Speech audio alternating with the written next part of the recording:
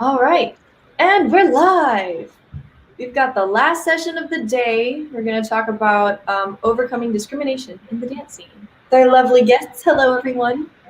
Hello. Hey, How's your day been? It's the end of the day. I hope it was a happy Saturday. It was. good one. A long day. It's still It was, going. It's a long day. yeah, it was a happy Saturday running around New York City for the first time in 7 months. Yes. So Wow. it's been an awesome Saturday. Yeah.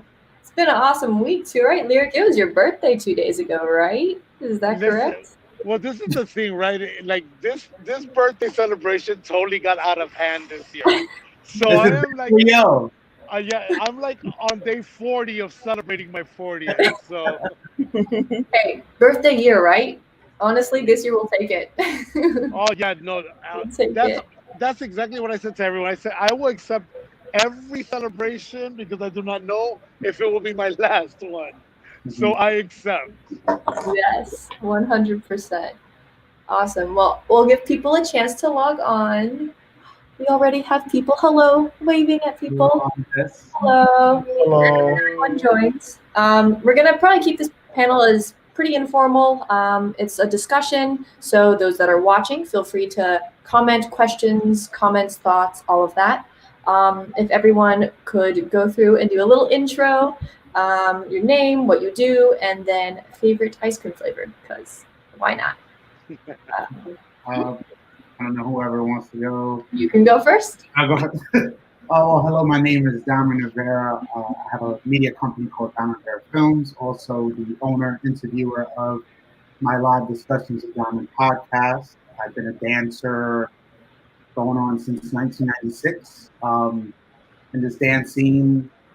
Uh, Trained by the late Dave Melendez, and from a performer to a videographer to now a public speaker. Really, just being able to impact the dance community by having discussions with fellow dancers and artists, just to really gauge their sense of perspective and really bring more of our community together. And my favorite ice cream is butter pecan. Ooh, nice, nice. Well, hello everyone. How are you, my people? My name is Lyrik Cruz. Um, Born and raised in Chicago, Chicago homegrown. Now in Los Angeles. I'm a creative director in TV and film, and I'm really excited to give my input and my insight on the topics that we have for today. This year I celebrate 30 years working as a professional dancer. So, I definitely have a lot to share. Can't wait to hear it. What's your favorite ice cream flavor? What's your favorite ice cream flavor? Wow, this was tough to nail it down to one, but I'm a very mint chocolate chip type of Mm. person. Classic. I'll take it. Nice. Well, my name is Fuquan. I'm co-director with my partner here, Fuego, Hielo. We're based out of Atlanta. Um, and I've been dancing for going on 23 years now myself, and professionally for about uh, 17 or so years. And I've been in the Latin dancing now for 9 years, and yeah, I got a lot of stories in my back pocket, so this will be interesting. And I'll give you my tried and true is strawberry. I love strawberry ice cream. Ooh, nice. Nice. Hi, everybody. My name is Candace. I'm with him, co-director of Fuego Yellow Dance Company. I've been dancing for about 9 years. I started with salsa, so I have no previous background there. I also coach gymnastics. I did gymnastics growing up. And so now I'm a gymnastics coach for competitive gymnasts. So that's also what I do. And let's see. Ooh, my favorite ice cream flavor. Andres, you're Fuego Yellow, son. Ah, that's so tough. I've been trying to think. I love ice cream so much. All the ice cream. Yes, I would say strawberry cheesecake. Ooh, Wow. special twist there. I like it. I like But I it. can rattle off like 5 of them because I love ice cream. Yes, it's the best. All the flavors. Awesome. Well, I guess we'll get right. Hey, Patrick. Hello, Patrick. He's part of our board. He's been tuning in all day. I'm just going to get right into it. These conversations. So first of all, thank you guys for being on and having these conversations with us, which aren't always the easiest to have, but the ones that we need to be having.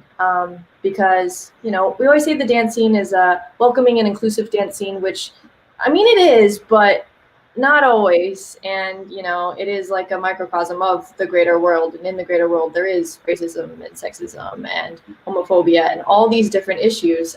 So I'm going to touch on them all. People are still stuck on the ice cream flavors. Hey, classic, man. Vanilla's a classic. But I just want to get into the first one. Let's just hit it. Racism. It exists. We see it, and we see it on the dance floor. What are some experiences you guys have experienced yourself that you've observed? Things you want to share to open up this conversation? Anyone can go first. And this could be socially, like in a social or in the professional world, whether it be being hired for gigs and all that kind of stuff. Well, if you guys don't mind, I'll start this off. So, you know, when I entered and I also want to make clear throughout our conversation that this is not just a Latin dance world thing. This is just a world thing that is happening. You know, I don't like for it to shed such a negative light on something that has been so bright for so long. You know, so, you know, and I encourage all my colleagues and students to be very careful of how much we say, oh my God, the salsa scene is full of this or full of that. That makes it very negative, because I still think we all walk away with more positives than that. But, you know, so that's just my little disclaimer before I go into what I say. I started my first dance company in Chicago when I was in 97. In 97, I was 17 years old. And, you know, my team consisted of teenagers, you know, that ranged from the age of 15 to 22. We were all from the same neighborhood, and it's how we started doing all of these congresses. And I did realize even right away, you know, how no one had boundaries, even knowing that my girls were 15 to 22. And now I'm and you know, pardon my French, but I am the complete hookup blocker of anyone. You know what I'm saying?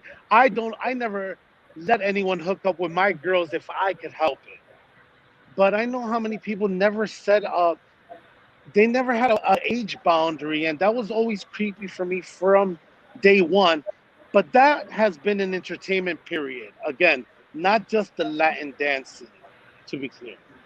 So you know, it was I a lot of times it was disheartening, because it was some of our idols, you know, some of the people we looked up to the most, or the ones that I had the most um I had endearment for, I had a respect for. So it was always a tough challenge for me as a young director on how I had to really set boundaries with my female dancers and my colleagues, and what their interaction could be. Yeah. It's a tough thing, and it's good that you do set these boundaries to be there as a leader, actually truly taking leadership. Yeah. Does anyone else have a story or instances or things that they often see they want to share we should talk about?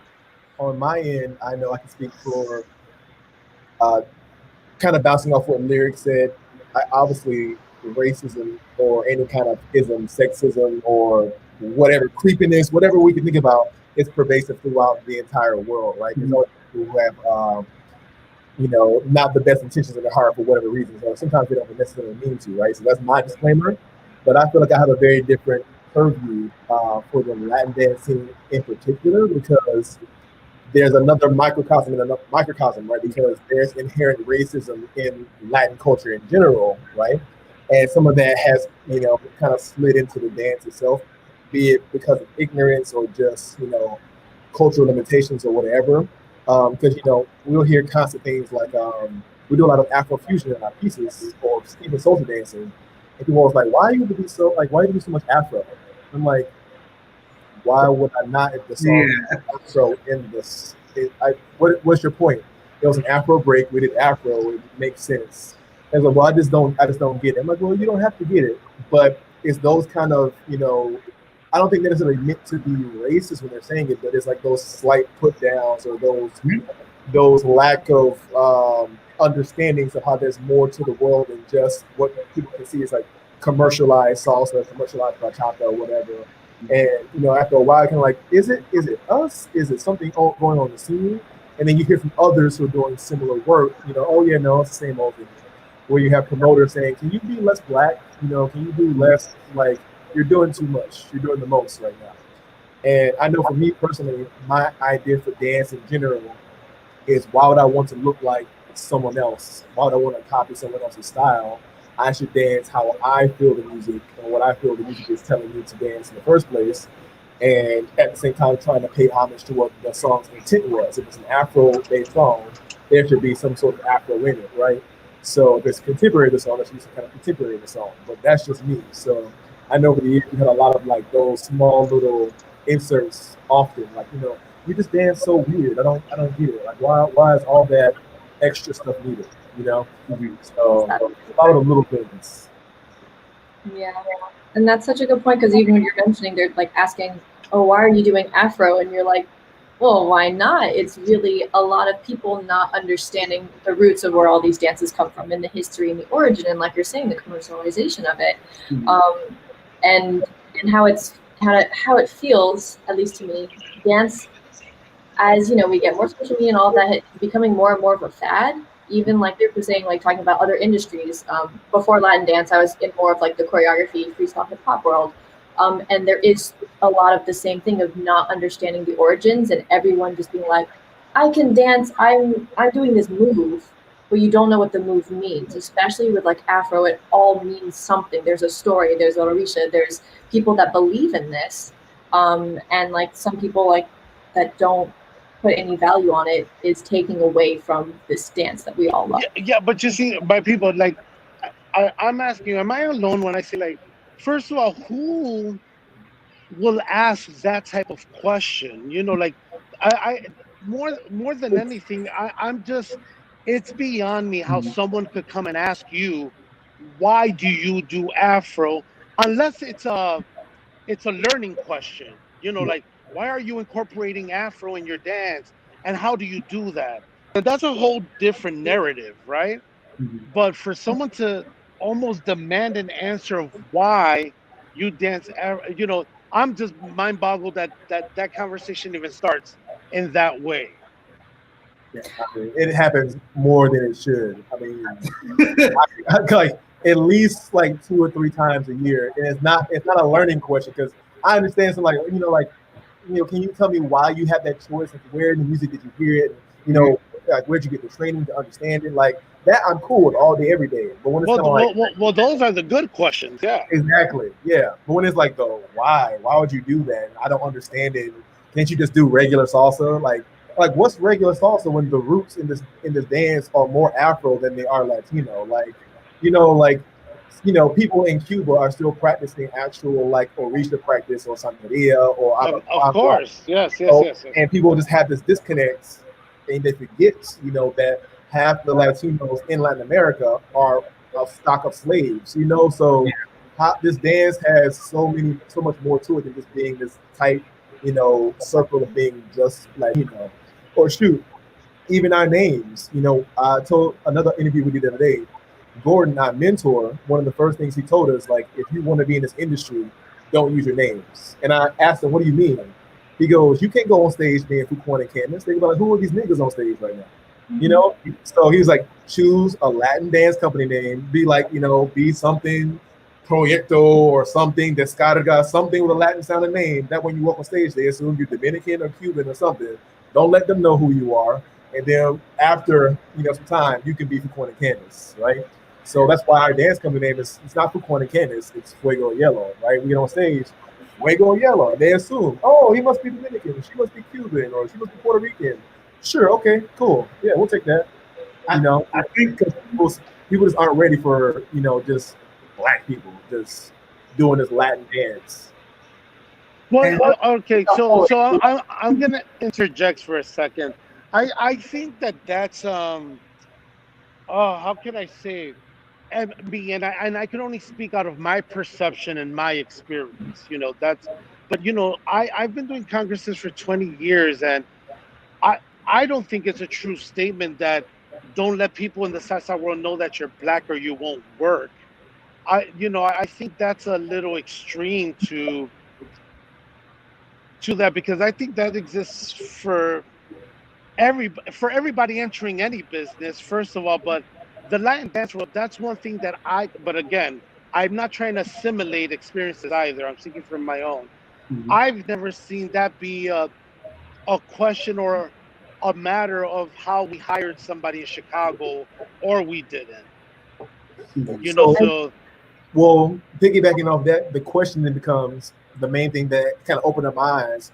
How many truly like non-Afro Latino, like just straight black or some kind of from the aspect that aren't Latin, black famous dancers out there? Like how much actual representation is there that isn't like strictly like I identify as Dominican or Puerto Rican? Like how many actual black people like, because think about it, was like Gordon Sekou, Leon Rose, Mike, like it's not a lot of them out there, but there's a plethora of people of every other race, right? So it's not saying that just because there isn't inclusion, but it's like, in my mind, helps add to the evidence that there's not a lot of representation, right, out there in general for Black Americans in this dance industry in general, let alone in the Latin dance industry. Mhm. Yeah.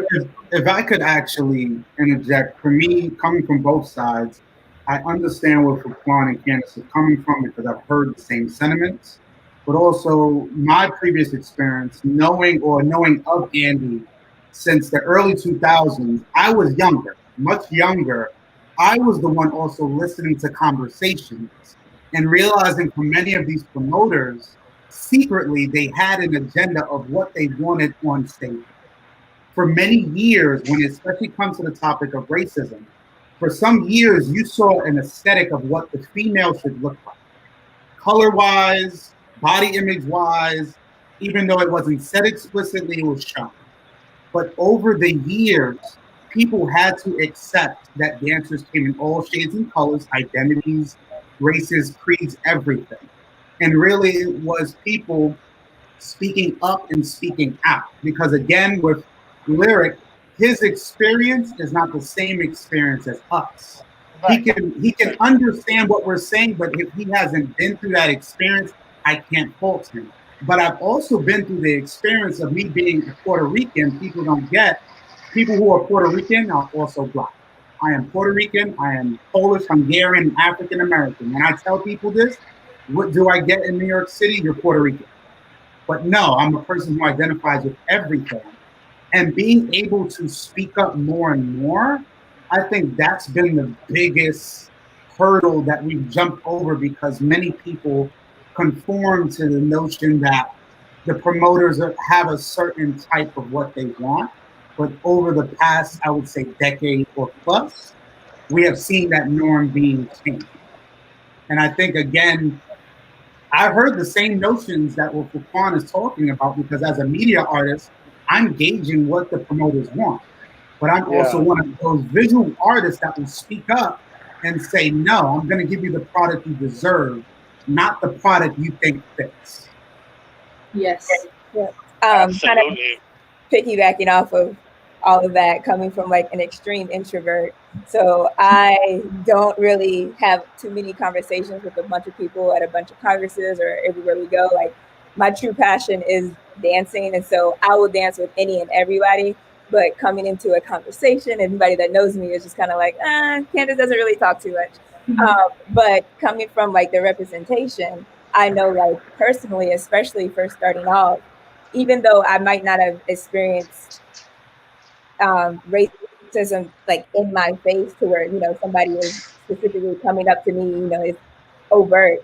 I know in my head, especially growing up as a salsa dancer, like, oh, okay, I'm looking at like the Latino women and the skinny women, and I'm just like, okay, well, that's what I need to try to get my body to look like, or, I need to be able to dance like that, and not just appreciating how my body moves in general and my fluid motions, because I'm always trying to look at the Latina woman and what she looks like, and how, you know, how I can get my body to do exactly that, rather than just focusing on, you know, finishing my lines and doing everything what I need to be doing. I'm not always comparing myself to, you know, what I see, you know, on stage, or what I see. Like, I'm always comparing myself to that, you know, especially with the body type, the way you move, and like with the hair on top of everything. I know my hair is very different. I've talked about this in the past. I've gone through many struggles with trying to get my hair to look like all the girls look like on stage. You know, if I'm doing a routine, trying to slick it back into a nice tight bun. And, you know, I've gone through struggles over that over the years. And then I would say the only really overt thing that has really truly happened to me, like in my face, is like when I'm dancing with guys, and it sometimes it's typically it's a lot of older gentlemen. Every now and then, you know, it'll be some of the younger, but they'll always ask you like, "Oh, are you Latina? Like, are you Dominican? Are you from Panama?" It's like, "No, I'm from North Carolina," and they're just like, "Oh, why do you dance?" And it's literally those words. Why do you dance? How do you dance? How are you able to dance like that? And I'm always just like, because I train. Like, I don't know how to answer that question, because I don't have any, you know, Latin background in me. I'm, you know, if in their eyes, it's just like, oh, well, then you're just like this exception to the rule. Like, oh my God, like you're just a special star because you can dance, and you have no Latin in you whatsoever.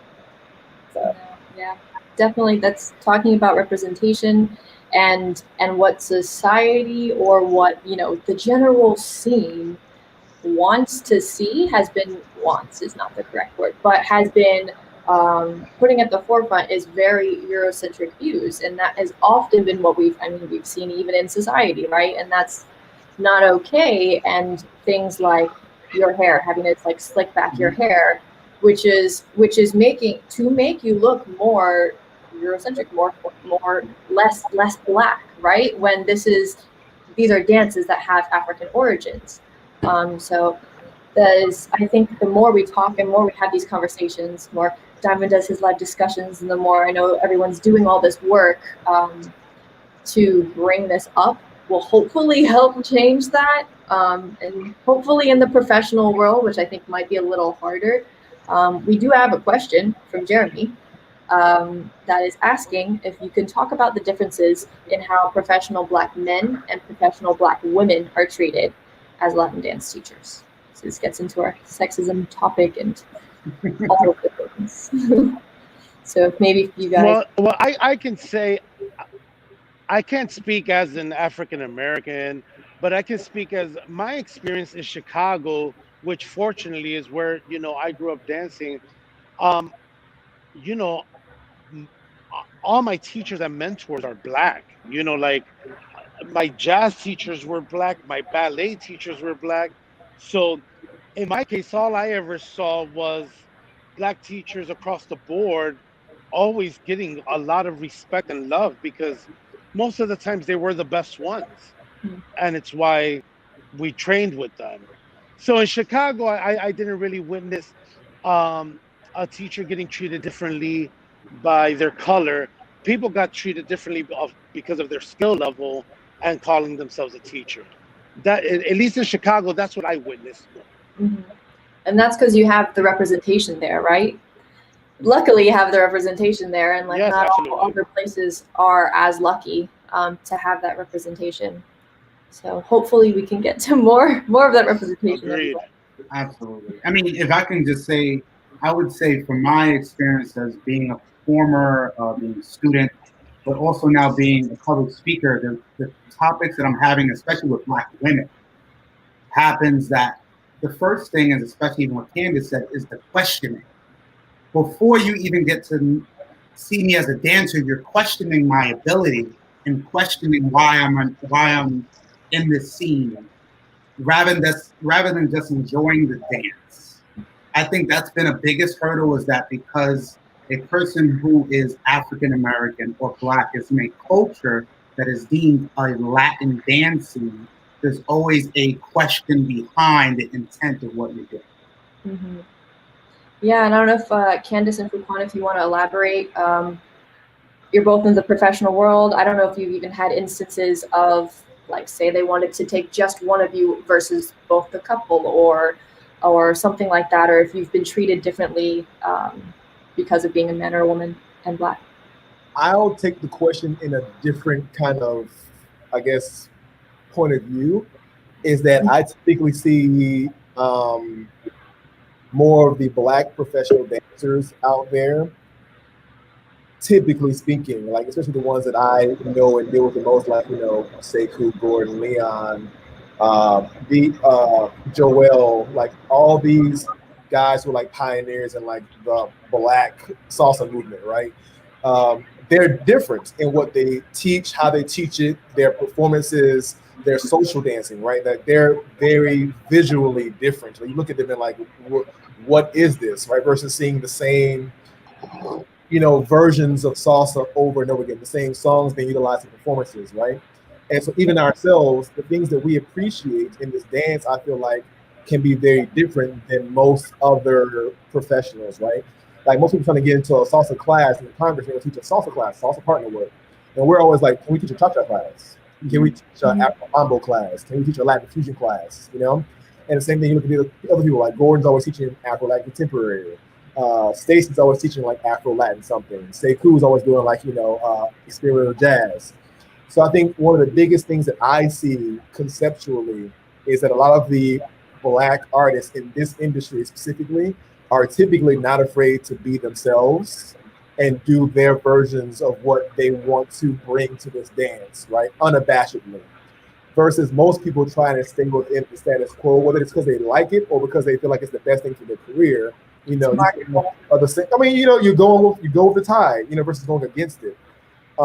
And either you make it that way or you don't make it that way, because there's so many people who like, I want to be original, but I can't make it work either because my skill level's not there, or because I just couldn't get the right breaks. And we've been lucky enough just to be able to get the gigs we get because I really don't give a shit. We're gonna do us. If we choreographing a song, we're choreographing the way we want to choreograph it. And if they want to put us on stage, they'll put us on stage. And then they say, hey, what can you teach us Congress? We say, okay, we'd rather do like an Afro Mambo class, a cha-cha class, and if you really, really need it, we'll do a partner work class, right? But that's just us, and that's just my limited view on situations. I think that typically, I feel like most Black professionals typically are more akin to doing something different, something new, something fresher, right? And I'm not saying just them, but that's it because there's so few of them. You see it more often because of that, Agreed. We got a comment here saying the assumption that Black people can't dance Latin rhythms, like you were saying, why are people questioning you, is very U.S. centric. And I think he meant nonsensical in Colombia. I've had these conversations before as well, and talking about in other non-U.S. centric places, especially in different countries in Latin America, where the more black Latinas or Latinos are seen as the ones that can dance. Like you see someone at social, like, you must be able to dance. So it's very different and yes, sensical. So it's a very different experience in the U.S. versus outside of the U.S., which is also an interesting point to make. And I'm wondering if now, Candace, if you don't mind talking from the female perspective of being treated, how you're treated professionally in the dance world as compared to a man. What has been your experience? So I do think I've seen a change as far as my short term of the salsa scene, as far as women just teaching in general. I think because the men lead the dance, they've kind of taken over the classes and they've taken over the performances. So I feel like the representation of just solo women either dancing or just teaching classes have been very small. So I guess just coming from that perspective and looking in and just seeing the representation there, you don't really see a lot of representation of the women just by themselves. Especially Black women. And especially the Black women as well. And so I do think, over time, things have changed. I have seen a lot more women, that are teaching by themselves. But, like we're talking about the racism, and me as a Black professional woman teaching, I really don't see that representation a lot. And, you start to question, it's like, why don't you see that representation? Like what journey are, the Black women going into where we don't decide to go the professional route, or, we don't decide to do this. And so those are just, I guess, more questions that we have to ask to figure out what's going on to why they just get left off. More conversations to be had, definitely. And that's actually kind of a good segue, talking about, the man always leads, and that's why they want more men to teach, and why can't we have representation for women, comes in kind of like the scene, like gender norms of the Latin dance scene. The men lead and the women follow. Well, let's talk about that. Does it always have to be that way? It doesn't. And I think the whole, or at least it feels, that the feeling, there's a little bit of like machismo feelings in the community, that's not always so welcoming to all different kinds of people, mostly LGBTQIA people, as well as, the male and female switching, leading and following, and all of that. So I'm wondering if anyone has any experiences with that, times that it has not felt like this loving, inclusive family that we seem to have in this dance scene, and how we can make it more loving, inclusive. I think You're muted. I will unmute you. All right. Lyrik, yes. Okay. So, coming from a disciplined dance background, I would have never understood a difference like that. What's male, what's female, what's this, what's that, because, I was taught to be an artist, so as a dancer and as a professional dancer, what you're learning is skill sets, right? And yes, it could be the female skill set for that particular dance, but, I never grew up having such a, how can I say, a gender assimilation to one or the other, Now, what I did understand once I got into the salsa scene, because, I got into the scene in 2001. I was probably 20 years old. And, I had a dance team of predominantly gay boys, and gay boys who were some very eccentric, were very the stereotype, and that were also totally off the cuff, that, it ranged, what each one of us were. But I know that for us coming in unapologetically the way that we did, that really made a lot of people uncomfortable, and will they will express their discomfort to our freedom. You know what I'm saying? They would, I remember so many times in those years when promoters would be like, listen, Andy, we love what your group does, but can you make sure that you calm them down when we're at the social? And I was never a kid who was verbally challenged, so I was always able to really, stick up for myself and stick up for mine even at a young age. But the discrimination was really fierce. We just didn't let it become part of our narrative, but we knew it existed, you know? So we just handled it in a way where we were going to work this to our favor and make sure that we win. But, I know that's not often the case. I was very lucky to have 5 other boys that were in my corner, and we were all very proud of who we were. So we were ready to attack what this discrimination was going to be for us, especially in those first initial years.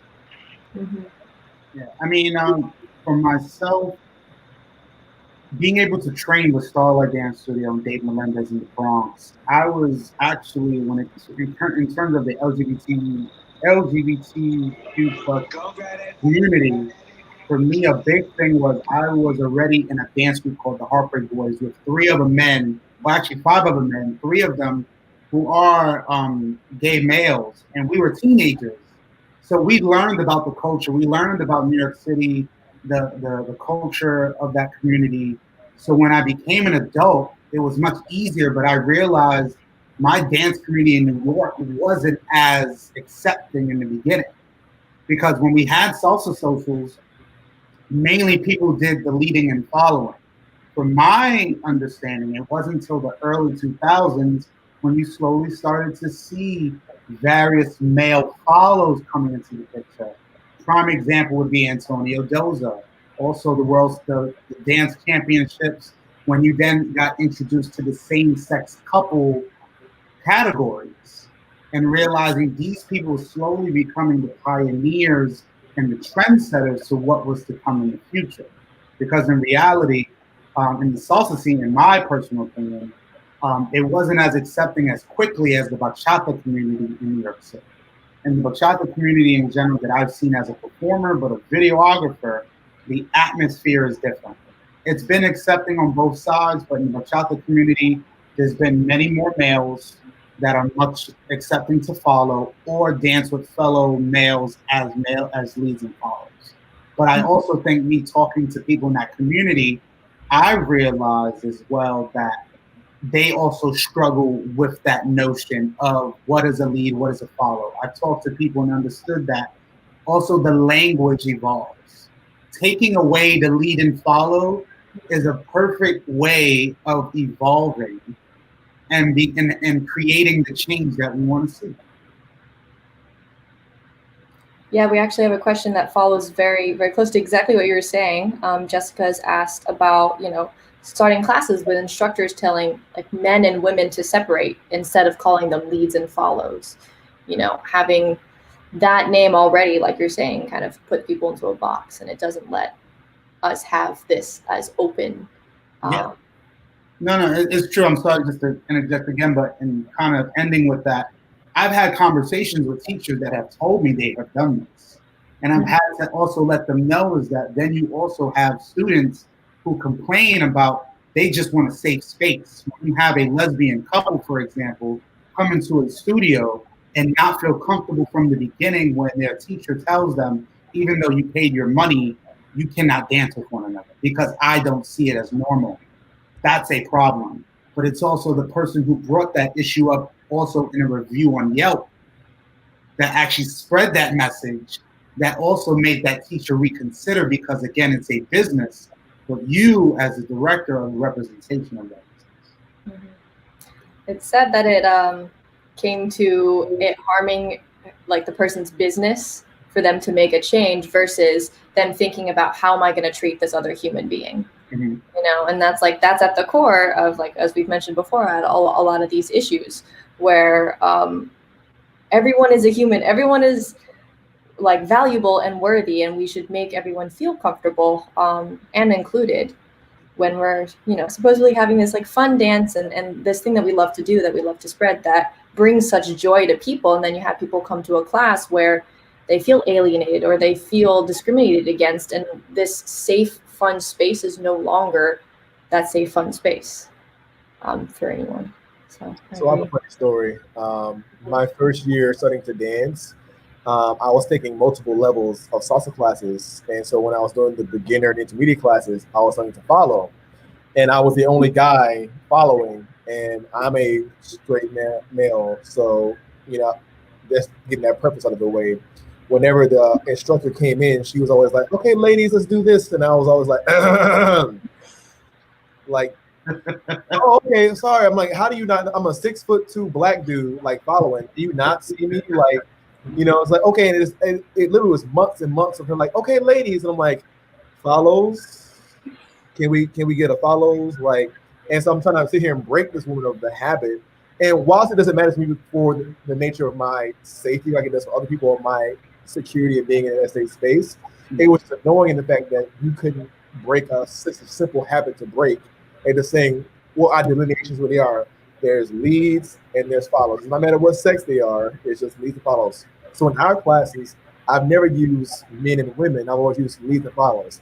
Unless I'm teaching something specific like Afro-Cuban, where I'm like, this is more of a masculine move or this is more of a feminine move, because those are the ways it's actually taught right there. It's masculine and feminine energy in those specific dances. But even then, it's like, it's up to you. If you feel like you want to imbue that masculine energy, it's up to you. If you want to imbue this feminine energy, that's up to you. I'm not going to make you do anything else, right? So people talk, okay, you guys are here together. Okay, we still have to rotate, but you can be the lead. You want to be the lead. You can be the follower. If you want to be the follower, it doesn't really matter to me. As long as you don't interrupt the class, we keep the class flowing like anything else is normal. So that's just my point of view. I don't really care about anything like that. It's just, I'm here to teach. If you want to learn how to lead, you learn how to lead. If you want to learn how to follow, you learn how to follow. If you learn how to do both, I tell them all the time, choose one first, get to that before you go to the way you don't confuse the roles. But past that, you just learn how to dance. And coming from a ballet background, you're just used to being around everyone, right? It's guys dancing near guys, it's girls dancing near girls. Everyone's in the same changing room together. So I've never understood that, that lack of inclusion. But yeah, that's my, weird little story into that. I think you guys got a fan right here. Thank you, Andres. I appreciate it, brother. Wait till 2021 when we can dance again. I got some stuff up in here. And I would really love to say is that one thing I definitely appreciate about Fuquan and Candace's company is, especially I've been seeing as well, because I pay attention to demos and then seeing that part when you actually put the heels on. And for me, I love that because, to be honest, from the bachata community, I don't know if you know Susan, Brandon Johnson. Yep, I know Brandon. One of my favorite follows, but dancers, period. And realizing that, a male can wear heels and feel great about themselves, but not feel a problem. It's really just an outside source, not understanding or wanting to understand you. Mm-hmm. So it's funny because I won't name any names, but some people are like, you don't get caught in heels. Like you don't want to be you don't want to be representation for the gay community if you're not gay. And I'm like, I don't really think I'm representing gay anything. Because my thought process was, so for a long time, I taught without Candace. She's, running her gymnastics facility down 20, 30 miles away from the city. So typically while she's teaching, I'm teaching. And so for years, I'm teaching my lead and my follows. And most of my girls come to me brand new and can barely walk or dance in regular shoes, let alone the heels. So I, just for some reason know how to dance in heels and know how to balance myself. So I like, you know what? I got my heels. It's like he said, you walk in heels. And then one day, we're at a congress in Atlanta, and the owner of Yami Shoes is like, "You don't dance in no heels." And I'm like, "No, I teach my girls how to dance in heels. I promise you, I can dance in heels." Yeah. And she wanted to call me a liar, so she found the biggest pair of shoes she can get because she didn't have a shoe that really fit me. I squeezed my feet in there, and I started just dancing on this carpet. She was just.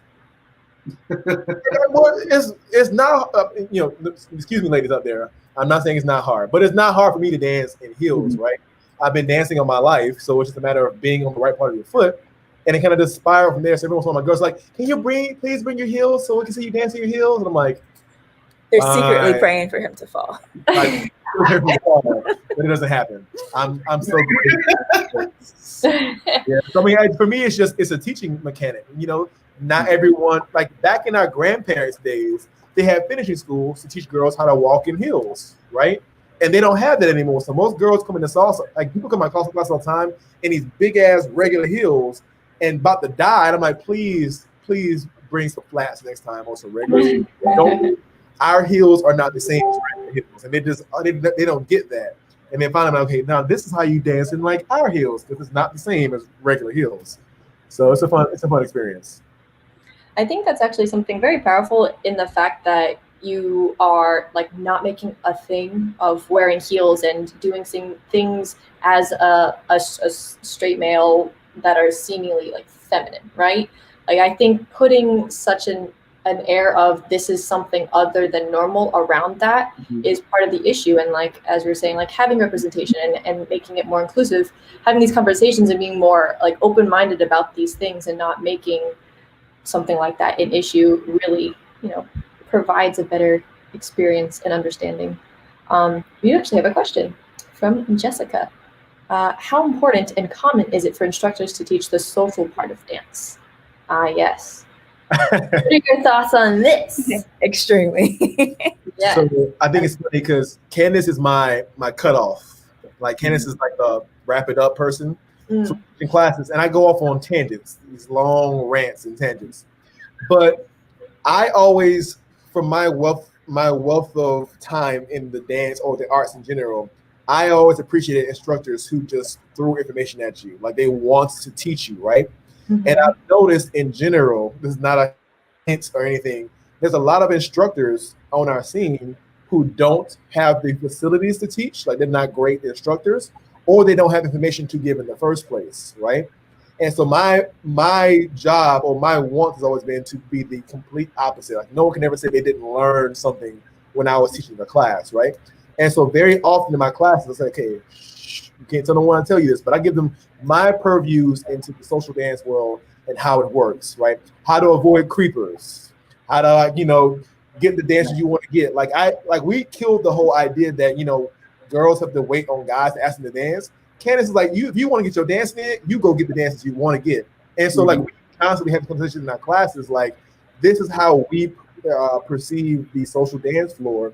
And this is how we've gotten successful as social dancers. So it might be something you fit for your own life, but these are things that help you understand how the social dance floor works. That, and I mean, he was saying, we're always talking about in my class because our classes are social dance classes. Right? They're teaching you how to social dance. So along with teaching you physically how to social dance, you have to teach the etiquette of social dancing because, half the problem of going out dancing is, one, people don't take classes, or two, you just don't know because nobody's told you anything. So the people that, that may smell or might be creepers, you might not be a creeper in real life. And then you go onto the dance floor and you're sitting there staring the girl in her eye the whole entire dance because you think you're supposed to look at her in her eye. And then the girl is super creeped out because you haven't blinked the whole 2 minutes that we're dancing.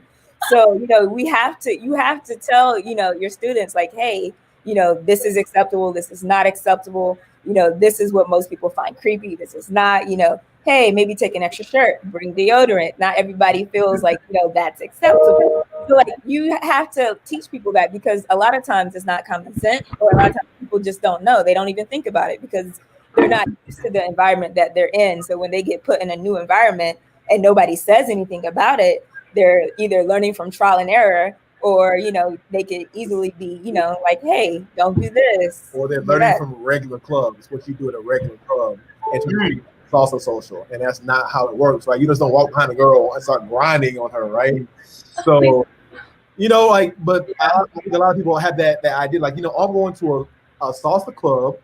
I hear the word club. It's like every other club. We just dancing some salsa, right? So I got my drink in my hand. I'm gonna get behind this shawty real quick. I'm gonna do my little two-step, So we are very big advocates. And like I said, she has to cut me off a lot because even at Congresses, I'll be like, "Yo, you can't do that, son!" And I want to go off on a rant about it. She's like, "Wrap it up." So Dave Chappelle box. I need one of those little button. A buzzer. Yeah. I agree. I mean, for me, at one point, being an instructor more for teenagers as well, but being in the scene, I think the two big words is miseducation and the misinformation. Because you have so many, our biggest problem as dancers is there's too many teachers. But there's too many teachers that don't know. Yes, there are too many bad teachers. Meaning is you can teach a choreo, but can you teach them the respect? Can you teach them the approach? Can you teach them the word consent? Realizing when a person actually maybe doesn't want to dance, maybe they just don't want to dance. Also, too, I think over the years, this is a prime example. What we're doing now is how the scene is evolving because we're having these discussions out in the open. When a woman tells a man or a man hey, maybe you're not smelling correctly, it's not really trying to be disrespectful. It's just trying to be appropriate to you and just saying, hey, when you're in a social setting, act the part. Realizing even though I'm a videographer and as Fuquan and Candace are instructors, we're both seeing the same thing at these events, but I'm seeing it through my lens and I'm looking at the footage at home and I'm like, wow, just like Sabrina said, the look on Candace's face, I have that on film. When I can see the woman looking at the male and the guy is a creep. But I also want people to understand it goes both ways. We see it more with males, but there are females just the same. And also from New York, I'm just like Fuquan and I speak up. A lot of people have to tell me to calm down because I don't like creeps. And me, as my military background, I have a very good military barrack. But there is a point when the male knows he is crossing the line, but if he is not told anything, then nothing happens. My last little point into this too, especially because we just talked about the video, is I think another big part of the things that are being spread is misinformation, is these videos of these bachata dancers who are couples kissing throughout their demonstrations. And leads to thinking is it cool if I kiss her? No, Negro, no. Oh it's my not. God. And it's not at all. happened. And Wow. Oh people my God. be looking at people's eyes and be like 2 seconds later, be like, and you're gonna be like, oh wait, no, that's not what's happening right now. But because they see it, or people who are teaching choreography and teaching social dancing technique, people think they can do all these tricks and these super hypersexual moves. It's like, no, brother, they're together. Like they're married or they've been fucking for years. Like, like they're together. This random person you met in the social, you are not with her. She don't know you from Adam. Why would you think you can kiss her? Like, she's not into you. She might be into the dance. She's not into you. So there's more than just bad instructors. There's also just bad information out there because we have so much of saturation of videos of choreography and hypersexualized movement that people just don't know what to believe anymore. People typically learn from looking at videos nowadays. So, yep, that is quite a thing. We have another question. We actually have a panel on consent that we just had before this one. Guys can go check it out. But that is another very big topipic. Everyone's agreeing with you guys. You need my consent to touch me, women. I'm letting you know that right now because we get touched too. I'm just like, because people think it's just her getting felt up. No, it's up all the time. I'm like, what are you doing? What? And I'm the wrong person for it because I will call you. I'm a loud black person. I will get so ignorant in the social. How you think you can touch me? Like I will make you feel like bad. Anyway, sorry. The next question. You're good. You're good. So bringing it back, Jessica. Jessica is asking all these good questions. So she's talking about training. So how is the training for instructors on anti-discrimination? Does that exist? Aha. Well, there's no training for instructors in general in our scene, and it's unfortunate because people basically just start teaching what they want to teach, and hopefully they are worth it. But because of opportunities to teach and social media influence and whatever, people will get big because of whatever reason, or they won't make it, but they still might have the chance to teach people. I feel like, in my personal opinion, a lot of it is just being a decent human being. Like, just don't be a crappy human being and teach that to your students, right? So like going on discrimination in general, right? So another kind of discrimination is typically you'll find instructors to say, okay, you can't go to these socials. You can't go hang out with these people. And one of the first things we say to our team is, I don't care who you take classes with. I don't care who you're friends with. As long as you at class on time, as long as you're at rehearsal on time, it's your life to live. Because at the end of the day, all you're doing is better socializing with people who you're going to be dancing with anyways, right? Go to all the socials you can because you're getting to practice. You need to be better dancers, right? Same thing for this discrimination, right? I don't tell anyone that they can't not come to my classes. My classes are open to anyone of age. My class is for adults. We don't have any kids classes right now. So the moment I feel like someone's being stupid, I don't openly tell them to get out, but I chase them away. Like I put my attitude on, put my asshole face on, and I make it very uncomfortable for them until they leave. So that's my personal way into doing it. I shoo away the people I don't want, and I build a family unit in my classes personally. I always make people do introductions. I make people hang out with each other. I have parties in my house with my students and my company. That way people can get to know one another, at least pre-COVID. So I try to create a family environment, even though we're there to learn how to dance. And you get from it what you want to get from it. If you want to be a casual student who wants to just be there for a couple classes a night, a week here and there, cool. If you want to be on the company and be dancing hardcore and traveling, we have routes for everyone. But at least when you come into the studio, everyone's on the same playing field, that everyone knows we're all there for the same goal. So just dance and have fun, you know? Yep. We're all here for dance and for fun and for the love of it. I've been trying to get Lyrik back. I think his phone died or the internet cut out. I'm very sad about that. He's in the city and it's not taking the call from the middle of the road. I was like, ooh. Yeah. The signal in New York is horrible too. Like, it's just the worst. All those concrete buildings. But we've got about 5 minutes left. 1 hour is definitely not enough for this conversation, but that's what we have for today. But I know all of you three of you have been doing your own conversations and work around discrimination, around racism, sexism, equality, everything like that. Any final thoughts? How you have been, trying to do better, and how we all can do better, and action we can take? I mean, I would personally say is that being able to be on this panel tonight with individuals like yourself, Fuquan, Candace, and Lyrik, realizing that we all want the same thing. and we want our culture, and we want our scene to grow, and also to know what's been the problems for so many years. But when we were in our dance scene, many of us were just fixated on having fun. We weren't fixating on talking about the issues, or if we were doing it upstairs in the private rooms when there wasn't a party segment happening, when we kind of could decompress. But over these past few months, I think with COVID, it's allowed me to talk to the artists that I've had these talks with, who I'm really interested in, engaging them as a person, understanding what is their true values, their viewpoints, their beliefs, because I think it's important that we understand each other more than just as dancers, because we are dancers with beliefs and viewpoints and ideas, and realizing that through having these discussions, we are slowly, maybe not that quickly, but slowly giving the blueprint to these organizers to say, hey, we need anti-discrimination courses at workshops now. Hey, we need more people like Fuquan and Tigre and Rudy having these messages point blank, telling men and women how to respect each other. I think more or less, with discrimination, we are always going to see it, but it's the way we combat it. We can no longer just be quiet.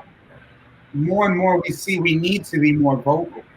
I am a straight male who is a supporter of the LGBTQIA community, but all communities. So I can't just stand silent. Using my platform, even now, talking with Fuquan in the future, we're going to have a discussion because I think it's essential for everyone that's a part of our dance community to have a voice. 100%. What about you guys? I guess for me, I think the discussion on, especially for the Black non-Latino women, to figure out the women that start up in the scene, how is it that they are getting, left behind, or like who wants to be, a professional dancer, because you don't really see that often. Like what, because everybody has their issues. So what is it specifically happening to the Black non-Latino woman that she's not, having the desire to become professional, or, the route is being, taken from her because of this or because of that. Just basically seeing more representation as a whole through there. And I guess on my end, I'll say that I believe that one of the biggest things that helps life in general is education. And for the Latin dance communities to wake up and stop valuing social media and start valuing actual people who can educate you and inspire you in dance, right? Because if you want to have more representation out there, it's out there. It's just not being supported, right? So another thing, it's not just education, it's support. Support these Afro-Latin instructors. Support people who teach classes that aren't the same class over and over again. Like, how many bachata classes do you really need, right? When you don't have any history classes or any actual musicality classes being taught, which means learning the music of the dances, right? The culture of the dance, right? Why are not there more Afro-Cuban classes or Afro-Latin fusion classes being taught? Why are there not more choreography immersion classes being taught? There's so much more depth to these dances than just salsa and bachata. Why is there no bolero? Why is there no guaracha? Why is it? There's so much more to this dance. And so if you want to imbibe in that, you want to see more and want to delve more into this dance, be open to the idea of educating yourself or finding instructors who can educate you. If they can't answer questions about their training or what they're actually able to teach you, or if you don't feel like they actually are teaching you besides just follow me and do what I do, find instructors who can actually inspire you to want to learn more. Find instructors who can, if they can't do that, help you find the way to those instructors, right? But don't stop training. Keep wanting to find better education and support the actual instructors that are out there, because Stacey Paula is a treasure who's not seen that much. There are